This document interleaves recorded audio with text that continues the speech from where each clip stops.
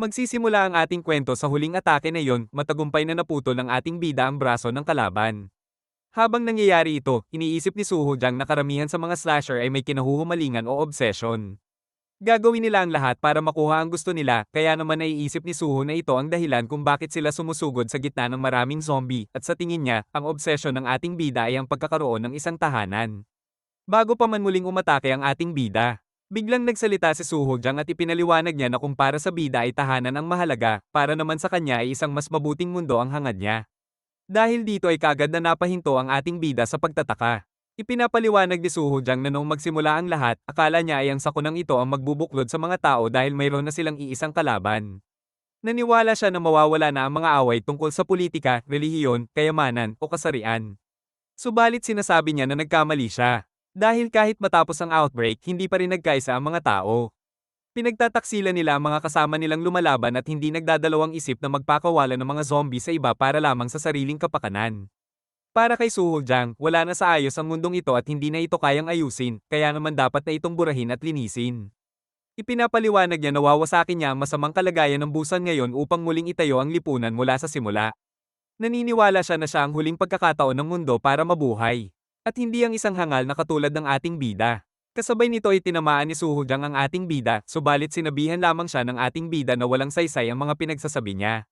Dahil dito ay nagulat si Suho Jang, paatake na sana ang ating bida subalit mabilis na nakaiwas si Suho Jang sa pagkakataong iyon.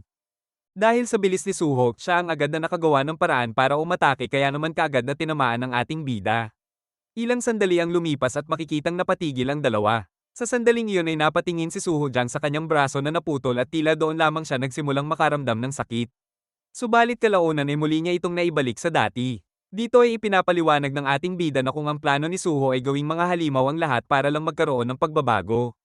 Hindi niya ito matatanggap dahil hindi iyon magandang klase ng pagbabago. Sumagot si Suho Jang na kahit mukha silang tao, mas masahol pa rin ang bida at ang ibang mga tao kaysa sa kanya.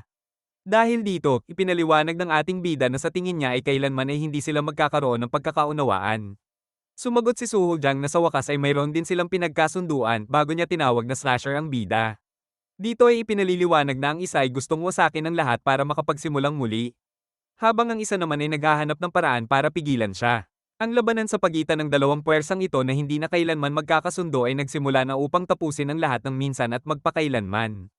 Dito ay makikita kung gaano kabigat ang tinanggap na atake ng ating bida, halos mapasubsob siya sa lupa dahil sa lakas nito.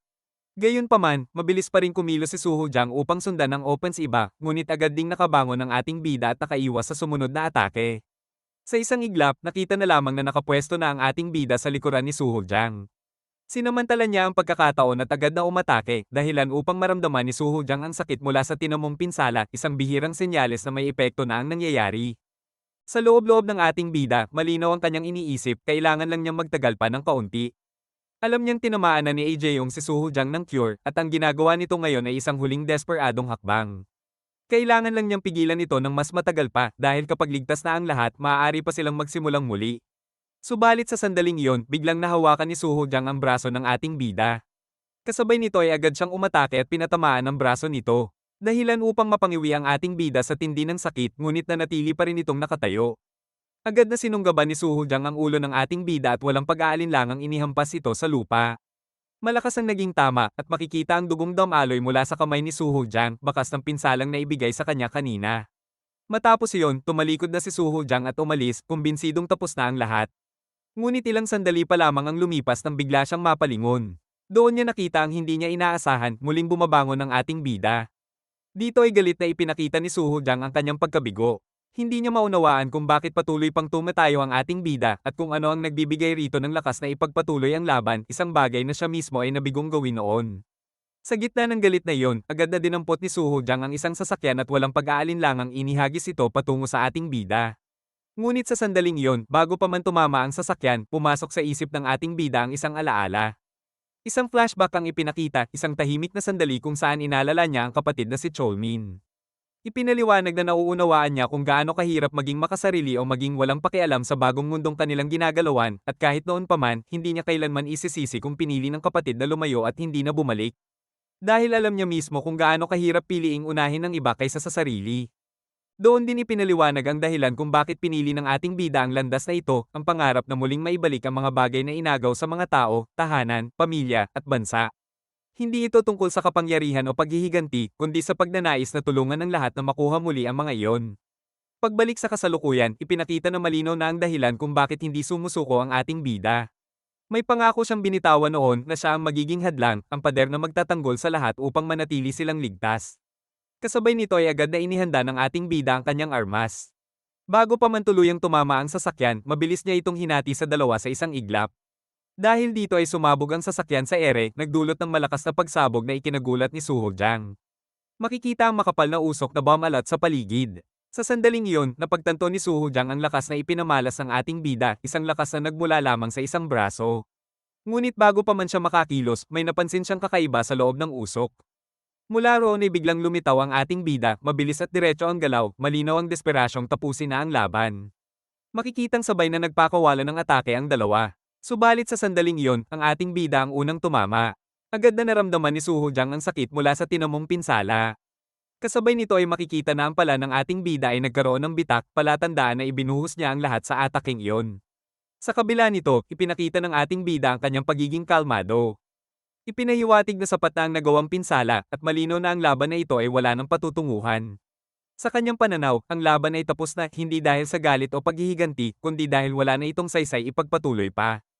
Habang pinapaliwanag ang pagkakaiba ng mga taong ang hangarin ay manaira at ng mga taong ang layunin ay magprotekta, ipinakita ang kilos ng ating bida. Ipinahiwatig niya na nabuksan na ang puso ni Suho Jang at iyon na ang tamang sandali para umatake. Dahil dito ay halatang nagulat si Suho Jang sa kanyang narinig. Ngunit bago pa man matapos ang paliwanag tungkol sa tunay na pagkakaiba ng dalawa, biglang may isang palaso ang tumama kay Suho Jang. Dahil sa matinding pagkabigla, napalingon siya upang hanapin kung sino ang umatake. Doon ay makikita ang may gawa nito, walang iba kundi si Jaeyoung Choi, na tuluyang kumilos sa sandaling iyon. Kasabay nito ay makikitang iniinda ni Suho Jang ang tama ng palaso. Nang inig ang buo niyang katawan, tanda na tuluyan ng umepekto ang cure. Unti-unti, humina ang kanyang katawan at nagsimulang mawala ang kapangyarihang matagal niyang kinapitan. Sa sandaling iyon ay lumapit si Jaeyoung sa ating bida at ipinaliwanag na kailangan nitong gumana sa pagkakataong ito. Ang cure ay magbabalik kay Suho Jang sa pagiging tao. Ngunit dahil sa dami ng pinsalang tinamo niya, malinaw na hindi na siya mabubuhay ng matagal. Mula roon ay makikitang bumalik si Suho Jang sa dati niyang anyo. Nanghihina na siya, at sa kanyang kalagayan ay ipinakita ang pagsisisi at pagkalito kung saan siya nagkamali at kung paano nauwi sa ganitong wakas ang lahat ng kanyang ginawa. Tinawag ni Jaeyoung si Suho Jang at ipinaliwanag na tama siya noong una. Mali ang ginawa nilang lahat ng ipasa sa kanya ang lahat ng responsibilidad at baliwalain ng mga sakripisyong ginawa niya para sa kanila. Inamin din na duwag ang iba na wala silang lakas ng loob para iligtas siya noon. Ngunit kahit ganoon, hindi niya kayang hayaan na pumatay ng mga inosente si Suho Jang o sirain ang mundo sa ngalan ng paghihiganti. Habang tumutulo ang luha ni Jaeyoung, ipinakita ang lungkot at panghihinayang niya. Ipinaliwanag niya na ang mundong sinusubukang wasakin ni Suho Jang ay hindi ang mundong pinangarap nilang buuin noon, na taliwas iyon sa mga araw na puno ng pag-asa na pinagsaluhan nila. Sa huli, lumapit si Jaeyoung kay Suho Jang, bagay na ikinagulat ng ating bida. Doon ay ipinahayag niya ang kanyang pasya, handa niyang akuin ang lahat ng sugat, sakit, at bigat na matagal ng pasa ni Suho Jang. Kapalit nito, hihilingin niya na ipagpatuloy nilang pangalagaan ng pangarap na minsang pinanghawakan ni Suho Jang, isang mundong may pag-asa, hindi wasak. Subalit sa sandaling iyon, tinawag ni Suho Jang ang ating bida at ipinaalala ang huling babala. Ipinakita na kung sakaling pumalit siya sa kanyang posisyon, huwag na huwag niyang uulitin ang parehong pagkakamali, ang ialay ang lahat at pasanin mag-isa ang bigat ng mundo. Ipinaliwanag din na ang mga taong nasa kapangyarihan ay palaging inuuna ang sariling kaligtasan. At paulit-ulit na susubok ang pabagsakin ng sinumang humahadlang sa kanila. Ipinakita naman na sinagot iyon ng ating bida sa sariling paraan na hindi na niya hahayaang akuin mag-isa ang responsibilidad. Sa halip, haharapin niya ang lahat kasama ang iba, at dahil doon ay naniniwala siyang kakayanin niya ang mga darating na pagsubok. Dahil dito ay hindi na muling nagsalita si Suho Jang. Habang ang ating bida ay tahimik na lamang siyang tumango, tanda ng pagtanggap. Sa sandaling iyon ay muling bumalik sa kanyang alaala ni Suho Jang ang mga dating kasamahan, ang mga taong minsang nakipaglaban at nangarap kasama niya. Ipinakita rin na sa huli, tanggap na niya ang kapalaran, kahit pa iniisip niyang makakasama niya sa kabilang buhay ang mga korap na gobyerno na nauna na niyang pinabagsak. Unti-unting pumikit ang kanyang mga mata habang bumabalik sa isip niya ang mga panahong puno ng tawanan at pag-asa, at ang huling kagustuhan niyang ibinahagi, ang makita ang isang payapang mundo. Maya-maya, tuluyan ng bumagsak ang kanyang kamay. Dahil dito ay napayakap si Jaeyoung Choi sa kanyang dating kaibigan, tuluyang bumigay ang emosyon nito habang tumutulo ang luha. Sa kabila ng lahat, alam niyang sa wakas ay makakapagpahinga na si Suho Jang. Samantala, ipinakita na pinigilan ng ating bida ang sarili niyang emosyon at ipinaliwanag na hindi pa tapos ang laban. Mayroon pa silang kailangang iligtas ang mga tao sa Gijiang City, kaya kailangan nilang magpatuloy.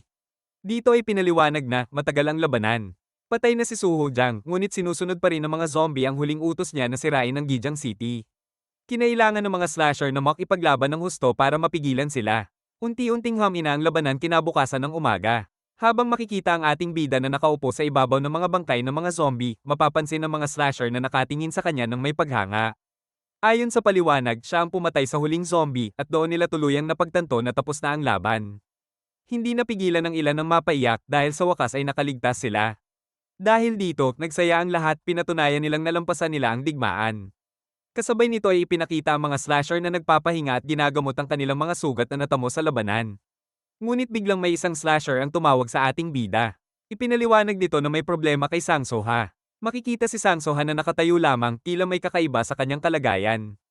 Ayon sa paliwanag ng slasher, nakipaglaban si Sang Soha sa isang mutant at sadyang nagpa-impeksyon upang talunin ito. Tinanggihan niya ang cure at pinatay ang lahat ng zombie sa lugar. Ngunit ngayong wala ng zombie, hindi na nila alam kung ano ang dapat gawin. Dahil dito, agad na lumapit ang ating bida kay Sang Soha at tinawag siya. Tumugon naman si Sang Soha at kusa itong lumapit. Ramdam ng ating bida ang matinding aura na nagmumula sa kanya. Sa isip ng ating bida, hindi malinaw kung nauunawaan pa ba siya ni Sang Soha at kung hindi, baka mapilitan siyang gawin ang hindi niya gusto. Ngunit bago pa mangyari yon, bigla na lamang lumuhod si Sang Soha. Nagulat ang ating bida sa kanyang ginawa. Ipinaliwanag ni Sang Soha na kung may papatay man sa kanya, nais niyang ang ating bida ang gumawa nito. Sinubukan ng ating bida na sabihin na maaari pa siyang makakuha ng cure mula kay Jaeyoung, ngunit agad itong tinanggihan ni Sang Soha. Ipinaliwanag niya na ang cure ay hindi nagbibigay ng walang hanggang buhay. Dagdag pa niya, mas mabuting itabi na lamang ang cure at hiniling niyang wakasan na siya. Dahil dito, naalala ng ating bida ang isang dating pangyayari kasama si Major Lim, isang sitwasyong halos kapareho ng nangyayari ngayon. Ipinaliwanag pa ni Sang Soha na kapag tuluyang nawala ang kanyang kamalayan, hindi na siya mapipigilan ng kahit sino. Dahil dito, hindi na nakapagsalita ang ating bida. Pumikit na lamang siya. Tanda ng mabigat na pas siyang kailangang tanggapin. Sa huli, ipinaliwanag na sa pagkamatay ng Class B slasher na si Sang Soha, na kilala rin bilang The Lone Mower, tuluyan nang nagtapos ang labanan sa Gijiang County. Pagkatapos ay makikita si Sang Soha nakakamulat lang ng mata kaya nagtataka siya kung nasaan siyang lugar. Dito ay biglang may isang tao ang nagsalita at sinabihan siya na buwisit na bata raw siya at bakit nandito na raw siya agad. Dahil doon ay agad tumayo si Sang Sohan. Kasabay nito ay tila nakilala niya kung sino ang nagsalita kaya hindi niya maiwasan na mapangiti na lamang.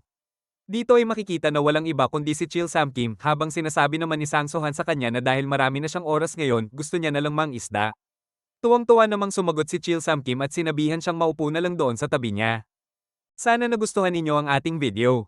Huwag kalimutang mag-like, subscribe, at mag-comment sa ibaba dahil malaking tulong iyan para sa aking channel. Maraming salamat, mga kabute!